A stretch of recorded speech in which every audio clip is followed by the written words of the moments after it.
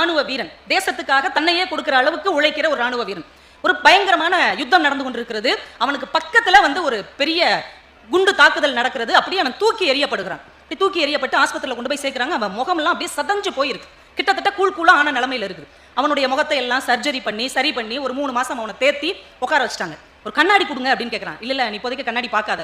இல்ல கண்ணாடி கொடுங்க அப்படின்னு வாங்கி பார்க்கறான். அப்படியே அதிர்ச்சி ஆகுது. அவன் அவ்வளவு அழகான ஒரு இளைஞன். அப்படியே முடி அப்படி ஒரு காற்றிலே பறக்கக்கூடிய அழகான தலைமுடி, கூர்மையான கண்கள், கூர்மையான நாசி, அழகான தோற்றத்தோடு இருந்த அவன் கண்ணாடியில பார்க்கும்போது ஏதோ முழுக்குன்னு இருக்கு.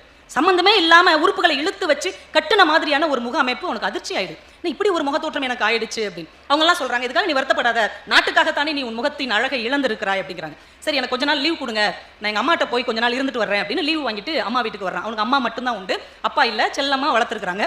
அதே தெருவில் அவனை ரொம்ப நேசிக்கக்கூடிய ஒரு பொண்ணு இருக்கிறாங்க. வருங்காலத்தில் அவங்க தான் திருமணம் செய்து கொள்ளணும் அப்படின்ற ஒரு ஒப்பந்தத்தோட இருக்கிறாங்க. இப்போ நேரா வீட்டுக்கு போறான். போய் கதவை தட்டுறான். யூனிஃபார்மோட போறான், ராணுவ உடையோட போறான். கதவை தட்டுறான். அவங்க அம்மா கதவை திறந்து பார்த்துட்டு உடனே சொல்றாங்க, என்னப்பா என் மகன் கூட வேலை பார்க்கறியா? அவன் அட்ரஸ் கொடுத்து அனுப்பி விட்டானா? எப்படி இருக்கிறான் என் பையன்? நல்லா இருக்கானா? ரொம்ப யுத்தமா இருக்கு போலயே, ஒரு கடிதம் கூட எழுதல, ஒரு 3 மாசமா எந்த தகவல் தொடர்பும் இல்லை அப்படிங்கிறாங்க. ஒரு கணம் அப்படியே ஷாக் ஆயிட்டான். பெத்த தாய்க்கு அடையாளம் தெரியலன்னு எவ்வளவு வேதனையா இருக்கும். ஆமாம்மா, அவங்க மகனுடைய ஃப்ரெண்டு தான். சரி வாப்பா அப்படின்னு உள்ள கூப்பிட்டு வச்சு அவனுக்கு சாப்பாடு கொடுக்குறாங்க. நல்லா ஓய்வு எடுப்பா அப்படின்னு கட்டில் படுக்க வச்சு தூங்க சொல்லிடுறாங்க. தூங்கி எழுந்து பார்க்குறேன், அவன் காலில் போட்டிருந்த சாக்ஸ் ஷூலாம் காணும். எங்கம்மா? இல்லைப்பா நீ அசதியில் அப்படியே படுத்துட்டேன், நான் அதெல்லாம் துவச்சி வச்சிருக்கிறேன் அப்படின்னு. 2 நாள் அவங்க வீட்டில் இருந்துட்டு சரிம்மா நான் கிளம்புறேன் அப்படின்னோடனே அவன் காதலிக்கிற அந்த பொண்ணு வருது. எங்க அவர் எப்படி இருக்கிறாரு? நல்லா இருக்கிறாரு, போர்க்களத்தில் இருக்கிறாரு. சரி, அவரை பத்திரமா பார்த்துக்கோங்க, நான் ரொம்ப கேட்டேன், அவர் ரொம்ப தேடுறேன்னு சொல்லிடுங்க. சரிங்க சொல்கிறேன் அப்படின்ட்டு அவளுக்கும் அடையாளம் தெரியல.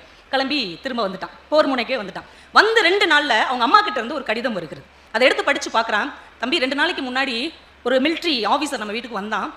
எனக்கு என்னமோ சந்தேகமாக இருக்குது, அது நீதானோன்னு எனக்கு சந்தேகமாக இருக்குது, உண்மையை சொல்லுடா, அது நீதானா அப்படின்னு அந்த கடிதத்தில் கேட்டிருக்காங்க. இவனுக்கு அப்படியே தாங்க முடியல. உடனே கடிதம் எழுதுறான். அம்மா அது நான் தான் அப்படின்னு கடிதம் எழுதினோடனே அவங்க அம்மாவும் அந்த காதலியும் கிளம்பி வந்துடுறாங்க. அந்த மிலிட்ரி கேம்புக்கே வந்துடுறாங்க. வந்தோடனே அம்மாவை கட்டி பிடிச்சி அழுகிறான். ஏன்டா நீ என்கிட்ட சொல்லலை? ஆமாம், உனக்கே அடையாளம் தெரில, அப்புறம் எப்படி நான் சொல்றது?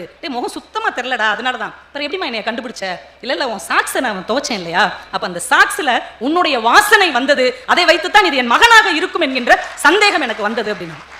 நீ எப்படி இருந்தாலும் என் புள்ள தானடா அப்படின்னு. இப்போ அந்த பொண்ணுகிட்ட கேட்குறான், நான் ரொம்ப அழகா இருந்தேன் ஒரு காலத்தில், நீ என்னை காதலிச்ச, இப்போ நான் யாருன்னு கண்டுபிடிக்க முடியாத அளவுக்கு நான் ரொம்ப அகோரமா இருக்கிறேன், இப்போ நீ என்ன சொல்ற? அப்பதான் அந்த பொண்ணு அவனை கட்டி பிடிச்சிக்கிட்டு சொல்றா, இதற்கு முன்னால் நான் உன்னை எவ்வளவு நேசித்தேனோ அதை விட அதிகமாக இப்போதுதான் நான் உன்னை நேசிக்கிறேன் என்று சொன்னார்.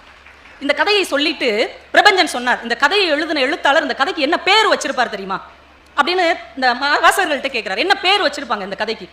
அம்மாவின் வாசனை, இல்லைன்னா அம்மாவின் அன்பு, உண்மையான காதல், இந்த மாதிரி தானே யோசிப்போம். அந்த கதைக்கு அந்த எழுத்தாளன் வச்ச பேர் என்ன தெரியுமா?